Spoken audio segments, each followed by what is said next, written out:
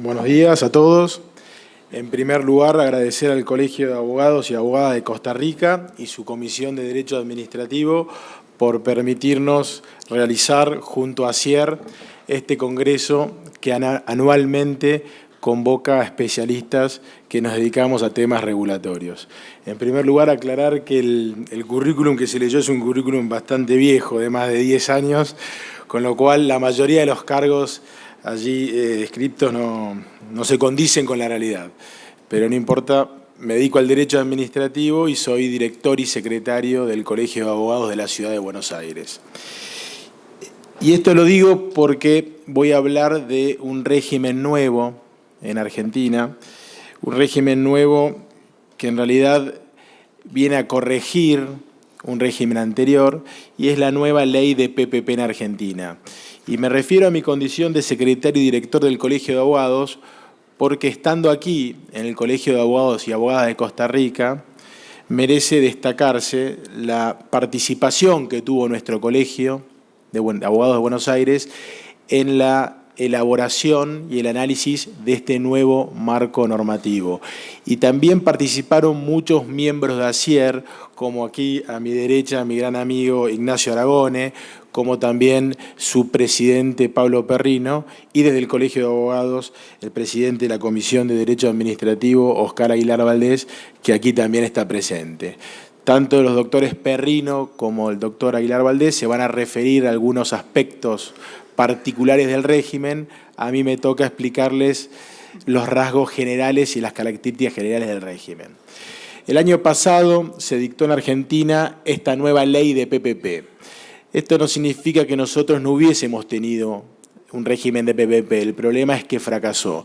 De hecho, fuimos de Latinoamérica casi los primeros que en su momento regulamos esta materia a través de un decreto en el año 2005, pero lo hicimos de una manera desacertada, porque lo que hicimos en ese momento fue encorsetar a las PPP, restringirlas a un solo modelo, el modelo institucional, las sociedades mixtas con el Estado. Las empresas donde la parte privada y la parte estatal formaban la voluntad societaria y accionista. ¿Cuál fue el problema? No es difícil entender por qué el sector privado no vio con buenos ojos tal injerencia estatal en la, por ejemplo, ejecución de proyectos. Tener al Estado tan cerca y dentro de la empresa, por lo menos en Argentina, no fue visto de una manera ni razonable ni adecuada.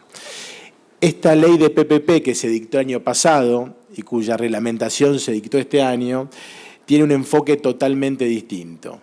Y para eso se tomaron como base las legislaciones de América.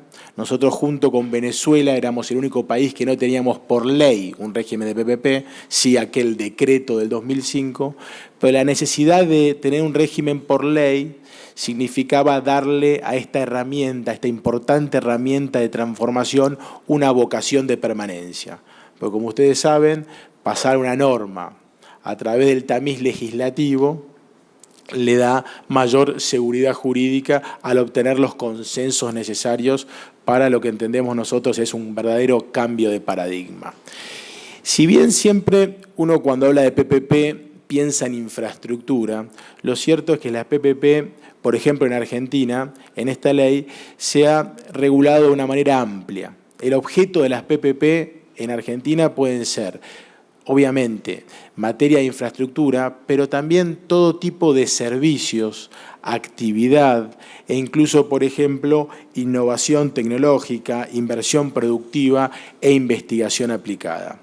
Y el modelo que se eligió es un modelo absolutamente flexible.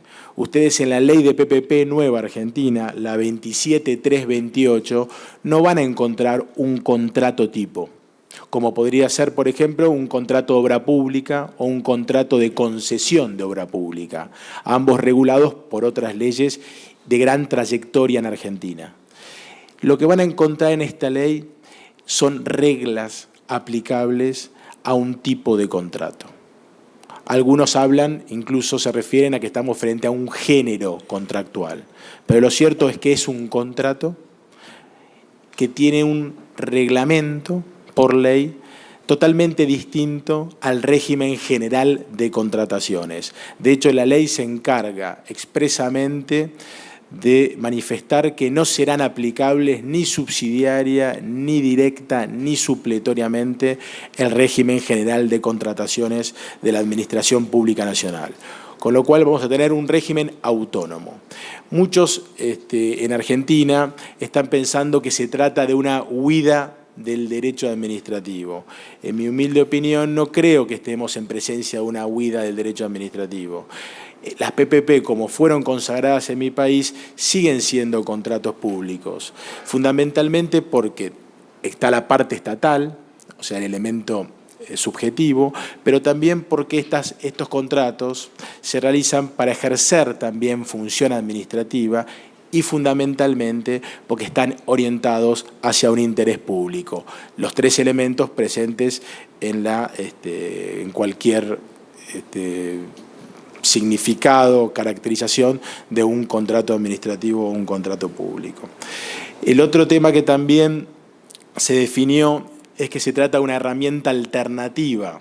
No viene a suplantar, por ejemplo, la obra pública, ni la concesión de obra pública, ni el contrato de suministro. Es una herramienta alternativa, una más, a las existentes, que, como les dije, se rige por un marco regulatorio, por unas reglas distintas.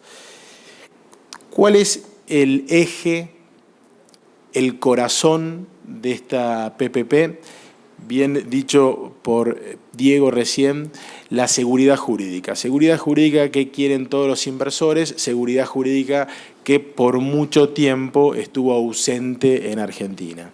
Y esta seguridad jurídica no se gana de un día para otro.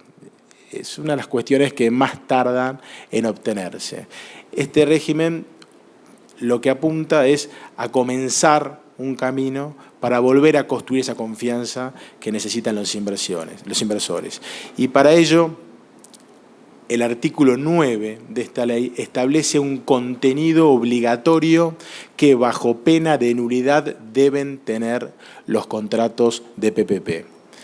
Por eso, para estructurar un contrato de PPP, en realidad para estructurar todo contrato de PPP, pero más aún en Argentina, el procedimiento requiere un análisis no solo de prefactibilidad, sino de factibilidad, que exige que no sea tan fácil estructurar, preparar los pliegos de un proyecto de PPP. De hecho, esta ley fue votada el año pasado, a fines de año, se reglamentó en marzo y estamos ya entrando a diciembre y todavía no tenemos ningún pliego, salvo proyectos bastante avanzados que el doctor Oscar Aguilar Valdés les va a comentar en temas de corredores viales, que van a ser los primeros que se van a lanzar. Porque requiere de una factibilidad. ¿Por qué? Porque, como ustedes saben, las PPP implican un acuerdo entre ambos sectores que implica un reparto de aportes y un reparto de riesgos, de modo que la mejor parte que se encuentre en condiciones de mitigarlos los asuma. Y estos contenidos obligatorios exigen, por ejemplo, la definición concreta de cómo se van a aplicar todas las prerrogativas estatales.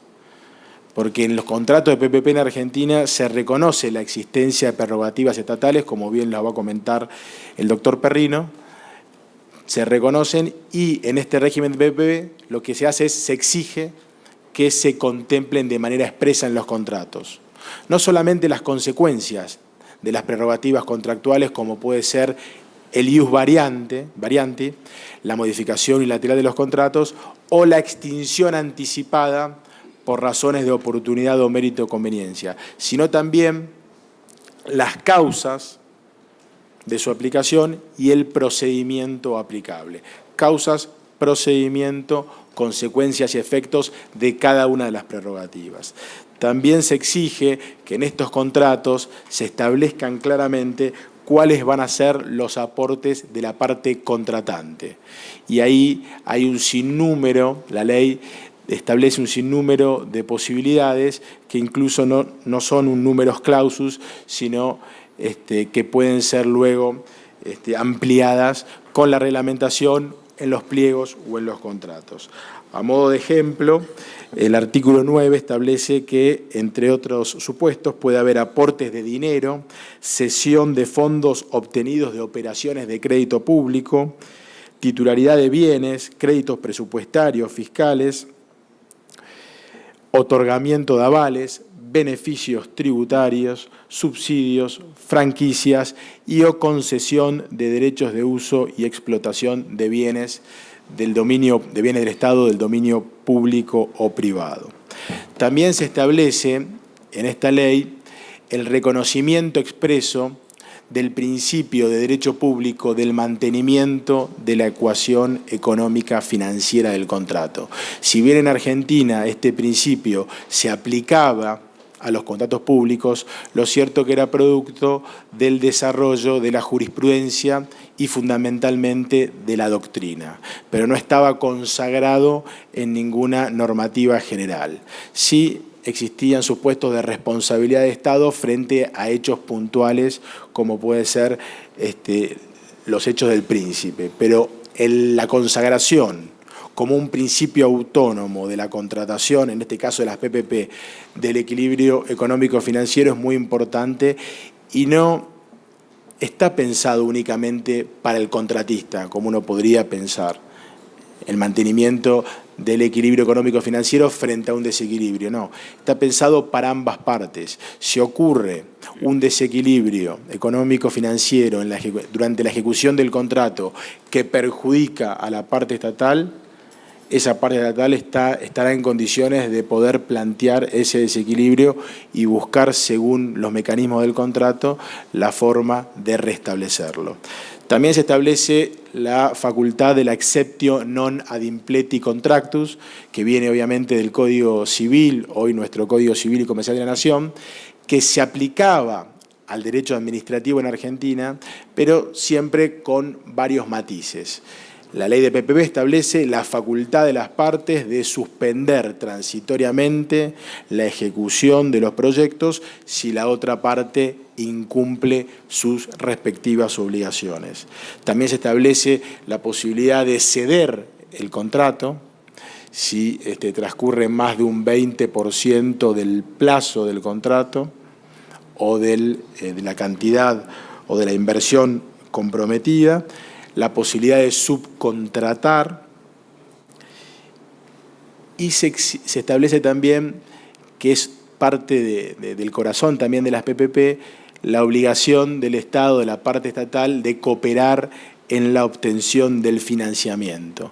Como ustedes saben, estas estructuras tienen generalmente tres patas: el contratante, la contratista y la parte financiera. Es muy importante que todo régimen prevea no solo las relaciones entre contratante y contratista, sino también cómo se relacionan con la parte financiera. Y así se ha consagrado, por ejemplo, lo que se denominan los step-in rights, que esto es el derecho que tiene el financiador de poder ocupar la posición del contratista si el contratista incumple el contrato con el contratante, de manera de poder lograr la estabilidad de ese contrato y la continuidad del proyecto. Esto obviamente tiene que ser autorizado por el contratante. Puede ocupar la posición o ocupar las acciones y tomar las acciones. Otra de las cuestiones también novedosas, que reconozco que no son novedosas en América, menos en países como Perú o Colombia, que tienen ya una larga trayectoria en materia de arbitrajes, pero en Argentina el arbitraje sigue siendo, no es que ha sido, una mala palabra. ¿Por qué? Porque hemos sido el país más demandado en los foros internacionales de arbitraje. Me estoy refiriendo particularmente al Banco Mundial, al Centro de Arreglo de Arbitraje, de Arreglo de Diferencias en Materia de Inversión, el CIADI. Allí hemos sido, como consecuencia de una violación sistemática de ciertos contratos, demandados, y se han obtenido laudos donde han sido condenados nuestro Estado, y estamos actualmente pagando sumas cuantiosas de varios de ellos. Esto es un poco lo que sucedió también en la discusión parlamentaria de esta ley. Sin embargo, se pudo establecer como manera opcional que los pliegos puedan establecer sistemas de arbitraje para cada caso concreto. O sea, el arbitraje no va a ser obligatorio en las PPP, pero sí el Estado podrá, cuando estructura un proyecto, establecer la posibilidad de acudir a arbitraje, tanto nacional como internacional, con la salvedad que en el caso de que exista prórroga de jurisdicción, se requiere que sea el presidente, o sea, el Poder Ejecutivo, quien lo refrende por decreto. Una de las cuestiones que más preocupan en nuestros países es la corrupción. Escuchando las charlas y las conferencias de ayer y de anteayer, es un tema crónico, debatido y de difícil solución en nuestros países. ¿Por qué digo de difícil solución? Porque a veces uno implementa muchos mecanismos para combatirla, pero si no logramos un cambio de cultura cívica y política, lo cierto es que los seres humanos siempre terminan transformando, manoseando las instituciones. De todas maneras, hay que fortalecerlas y hay que mantenerlas. Este régimen de PPP se encarga específicamente de estos temas y exige una mayor transparencia y control que cualquier otro contrato en la República Argentina, cualquier otro contrato público. Y eso además es muy importante porque las PPP, hay bastantes lecturas, también generan temores, muchos temores. Hay algunos...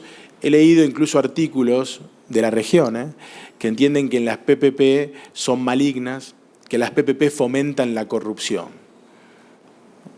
Para mí es sorprendente que una herramienta jurídica por sí misma pueda fomentar la corrupción, porque podríamos decir exactamente lo mismo de la obra pública, de la concesión de obra pública o de cualquier contrato.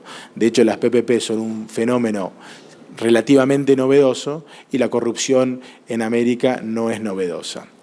Lo cierto es que en esta ley de PPP se establecen varios mecanismos de control. El primero, se exige para la celebración de estos contratos siempre la licitación pública.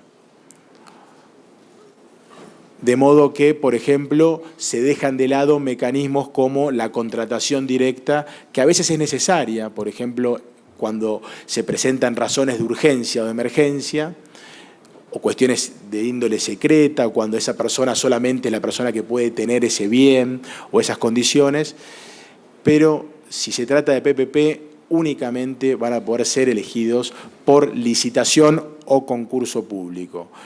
Y el criterio de adjudicación es el mismo de toda licitación, será la oferta más conveniente considerando el interés público particular de ese proyecto. Además, se estableció que el órgano de control externo del Poder Ejecutivo de la Administración Pública, que es un órgano que está dentro del Congreso, que es la Auditoría General de la Nación, obligatoriamente en sus planes de auditoría anual audite la totalidad de los contratos de PPP. Esto es una autolimitación que el propio Congreso se impuso en sus propios planes de auditoría. También se creó una comisión bicameral de seguimiento de las PPP conformada por, nosotros tenemos un parlamento bicameral, por 7 senadores y 7 diputados que van a seguir el desarrollo de estos proyectos. La ley establece expresamente que el control y la regulación de las PPP son funciones indelegables del Estado.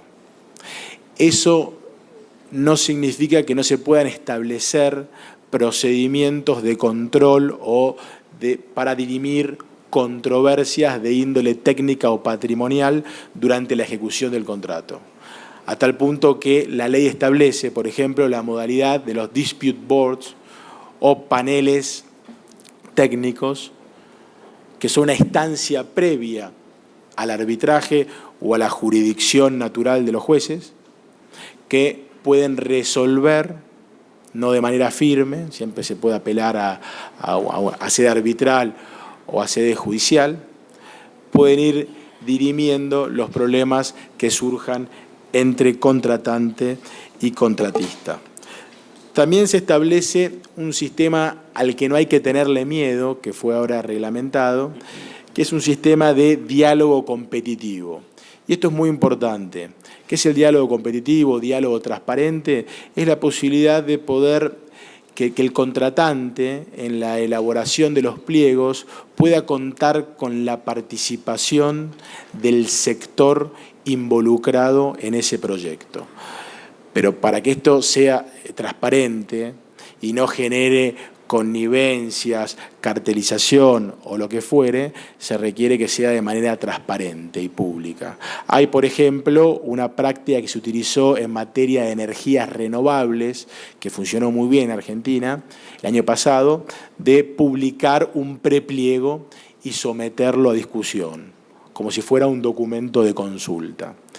Eso nutre y fortalece la decisión luego pública y apunta a que los pliegos luego puedan cumplir su misión, esto es, conseguir la máxima concurrencia de ofertas competitivas.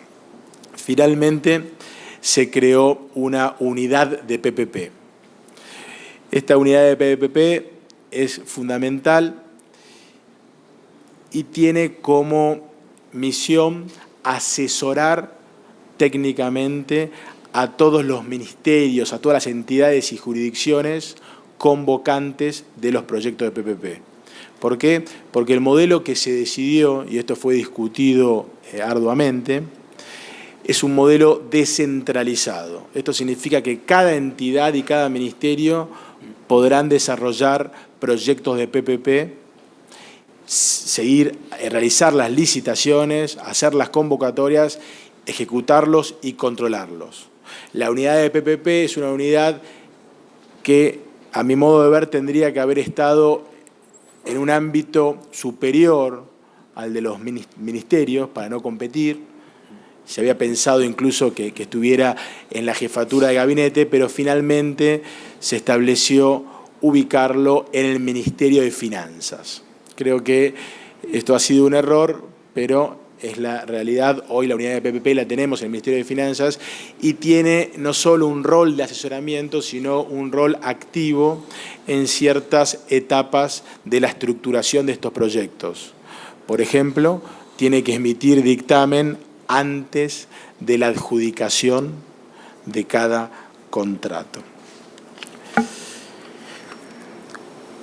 Estamos ante una herramienta nueva en su configuración en Argentina. Lo importante ha sido el consenso que se ha logrado. Lo importante es entender que la estructuración de estos proyectos debe hacerse seriamente. Hemos escuchado ideas de lanzar 60 proyectos de PPP, lo hemos hablado hoy, Ignacio, en la mañana. Eso sería no una tarea titánica, sino una tarea suicida, porque estos proyectos de PPP requieren de un análisis de factibilidad que, en el mejor de los casos, podría dar lugar a 10 proyectos anuales, digo, en el mejor de los casos, y no a 60. Si queremos que esta herramienta prospere y sirva a su verdadero propósito, atraer inversiones, desarrollar la economía, la infraestructura, los servicios de nuestros países y fomentar, obviamente, al crecimiento y generar mayor dignidad humana, que es el valor principal que todo Estado debe tratar de conseguir. Muchísimas gracias y, por supuesto, les deseo pura vida. Hasta luego.